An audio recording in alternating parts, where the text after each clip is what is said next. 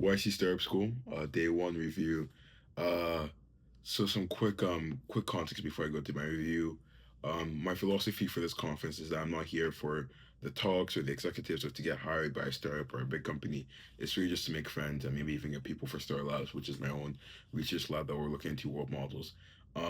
Second thing, comparison is a thief of joy, right? But it's also an enabler of insight. So I'm going to do some comparisons as I talk about this. But with that being said, here's my quick review of day one. It was amazing. I really did love it. There were times where I was worried where what direction the conference would go in, but overall it was an amazing conference. It kicked off with some breakfast, which was really nice. Everything was really efficient. Um, and then we had a talk from Gary Tan, which is the president of Y Combinator, and Jensen Wong. Jensen Wong is like a really amazing speaker. I think he's really nailed this down. I don't know if he has a press team.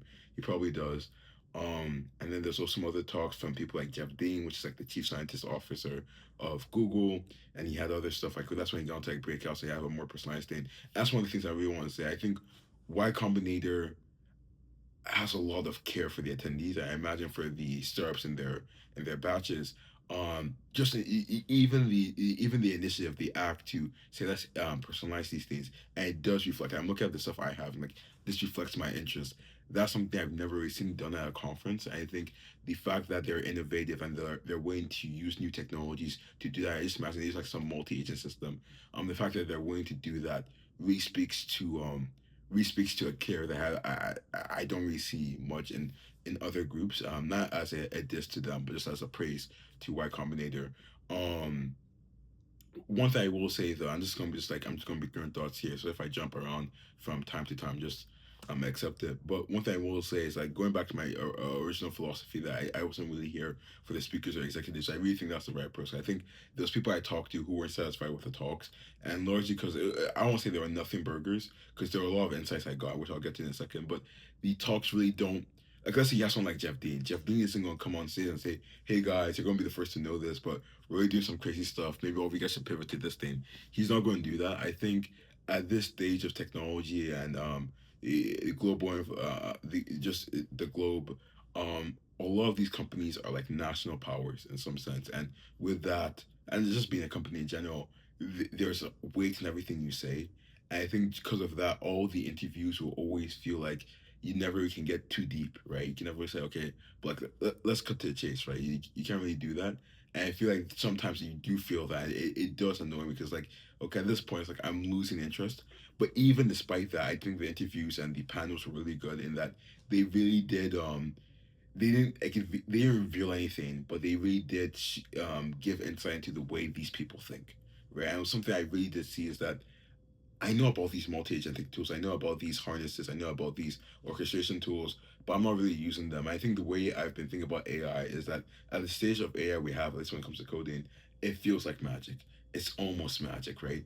And it's like I have the power to do magical things, but I'm not focused. I'm not using the right. I won't say spells, but I'm not applying the right focus. I'm just like throwing out like raw magic out there versus being controlled and being precise and being applied in the right space. I think if you think about it in that sense, there's a lot of work I can do. Even just automating my stuff, even automating Star Labs, like just getting some experiments done, all that can be done. Clean up deck code, like I did something like makes a lot of sense because there's a lot of deck code that's produced in a coding session where I'm multiply that by how many coding sessions you have in a week. And that code usually just stays down to someone does it, but like you can have automated sessions. I think that's what Boris does, head of Cloud Code, where you just clean up that deck code, like stuff like that. Something where it seems very simple, right? It's just I haven't done it. I think really what I want to do is really reevaluate a lot of stuff I do and see where can it be automated, where can I build harnesses, where can I reapply AI and be more focused with my magic. So that was something I really did like about the talks. I got some insights like that. Uh, in terms of the people are amazing. I think I keep on saying this when it comes to San Francisco. Like even though I don't love the city, all parts of the city the best. I do think the people are amazing. I think they're really, really great. I think there's so much energy, and not just from people who are founders, but who are researchers, people who are working at startups, people who have no idea what they want to do, just are here for the vibes. So much love, so much passion. I think you really do. It really does. Uh, uh, you feel it and it energizes you as well. I think that's been awesome. I think something I did think was really funny is that I'm very picky. I'm still evaluating the strategy in that I know I have only so much time at this conference, right? Tomorrow's the last day of the conference. So I'm very picky with the conversations I hop into. Cause I'm not one who likes to leave conversations early because I feel like it's rude. But I also know that I don't want to go talk about like RAG, right? Like RAG is cool. RAG has applications. I could try and do like a whole thing where it's like I connect RAG to this and that, but like I don't want to do that. So what I do is like if you've ever watched the show with Matt Murdock on Disney Plus, uh I basically I go in the middle of the like where people are talking, like where there's like a crowd, and I just like I zoom out, like I defocus my eyes. And I just started listening to like every conversation. It's really cool how I do it. It looks probably really weird for someone who's staring at me, but like in my head, it's like the coolest thing ever. It's like I'm just listening, like I'm going person to person, like trying to ease in on what they're saying. And really my keywords that I've been looking for is like physical AI, robotics. Robotics is always just a good tangential to world models. So I always accept that as a precursor to go into a conversation. Um, but something I do think about is that sometimes when I do that, once it's really costly in terms of time because like you're trying to find the right conversation and doing that you're missing out many conversations. But also, I think I put too much focus on to finding the right thing and not just going with the flow. 'Cause I think really it there's been many conversations I had where I didn't intend to have this conversation, but it's actually been very helpful. Because I'm like, oh, maybe they're not doing world models, but there's something like in material science or they're doing something in biological science. And a lot of the ideas do seem interesting, especially like in diffusion and whatnot. And it's like those stuff transfer really well. And not even just transferring, but it's also like this person just looking at their derivative, just looking at who they are as a person, this is someone you want to know, right? And it's just like you want to keep on talking with them. So there's someone who's working in biohealth, and we just talk about how we think. I'll explain to him that I don't think the cyber threats really worry me. It's more so the bio threats because like, we see stuff like AlphaFold and just like more AI and health and medicine. That increases the possibility of more terrorist attacks, more bio attacks from terrorists, right, or even from military. So that those conversations would not happen if I only said I'm going to talk to people who are working in robotics and world models. So I'm still evaluating, but I also know there's been some conversations where I entered. It's like, you know what I'm saying? It's like I would say it's a waste of time because I got to meet cool people, but it's also a thing. It's like okay, I can find better conversations.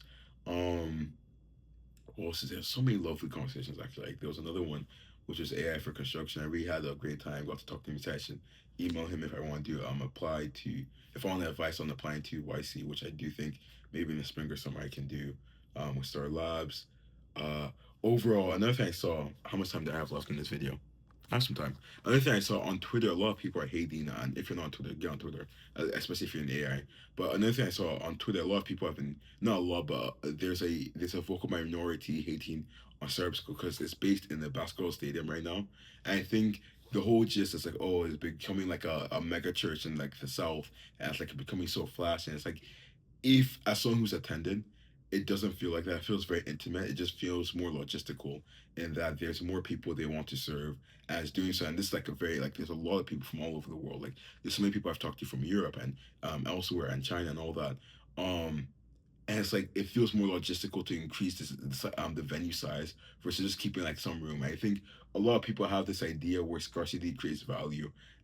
From what I'm seeing from YC, it doesn't seem like they're taking that approach, especially in the especially in the age of AI. I think abundance like it really reverses your understanding of value to some sense. 'Cause I think the whole thing with AI is like there's so much abundance to be found, and as such, I'm gonna take off this jacket. As such, you can see that scarcity doesn't really go one to one with value.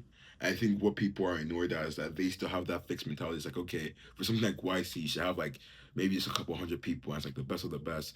But I don't think that's how it should work really. I think if you have the means to do so, you should serve more people. And we see stuff like conversations like this need to happen in college because the best colleges shouldn't just be like taking just such a small sample of people. We should have just a lot of good colleges. We're doing a lot of amazing music because the goal of colleges is to really serve your the nation and the world with the people you're outputting, right? All that to say, I'm just really loving YC. I think there's some times when I like, what's YC doing? But this is not one of those times. I think they've done a great job. I'm really enjoying the conference. A lot of the people are amazing to talk to. I think tomorrow I'm going to like employ a similar strategy to what I did today. Try and find the relevant conversations, but not to be too strict about it. Also try and talk to I think I'll do more recruiting. I think near the end of today, I was doing much more like, oh, Star Labs. If you're interested, we can talk, blah blah blah. But I think tomorrow I'll be a bit more heavy-handed with it and just say, hey, like, come join Star Labs, or let's start the conversation. Another thing I want to do is I want to kind of organize everyone and make sure I do follow up, because I think what I'm realizing is that there's many people I'm talking to, but it will be a waste of my time to just say, hey, let me have your LinkedIn. And not do anything with it. So I kind of want to see like, okay, let me give like a next action step for this relationship. Um, but yeah, TLDR, really great conference. Do more recruiting tomorrow. Besides that, though, I have nothing else to say. So have a great day.